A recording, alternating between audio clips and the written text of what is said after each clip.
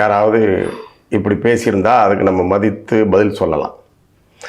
அவர் ஒரு கட்சியில் இருக்கிறார், அவ்வளோதான். அதனால் அவர் அரசியல்வாதியாக ஒரு காலமும் இன்னும் முழுமையாக பரிணாமம் பெறவே இல்லை வன்னியரசு அவர்கள். அதுதான் அவர் ஒவ்வொரு முறை பேசும்போதும் அவர் இந்த தொலைக்காட்சி விவாதங்களில் கலந்துக்கும் போதும் அதை நிரூபிக்கிட்டே வர்றாரு. அதனோட நீட்சி தான் அது. இப்போ பாரதிய ஜனதாவின் குழுக்களாக இப்போது செயல்படுவதாக அவர் சொல்லுகிறார்.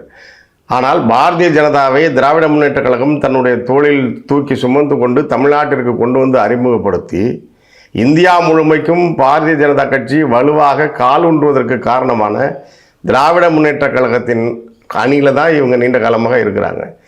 இவருக்கு திருமாவளவன் தலைவர் இல்லை, இவருக்கு திராவிட முன்னேற்றக் கழக கருணாநிதி அவர்கள் தான் முன்னாடி தலைவராக இருந்தார். இப்போ ஸ்டாலின் தான் தலைவராக இருக்கார். யாருக்கு? இந்த வன்னியரசு என்று சொல்லப்படுகிற அந்த நபருக்கு. அதனால் அவர் தன்னுடைய முதலாளிகள், தன்னுடைய எஜமானர்கள் வீசுகின்ற எலும்பு துண்டை கவ்விக்கொண்டு அதற்கு ஏற்ப குறைப்பது அவருடைய வழக்கம்.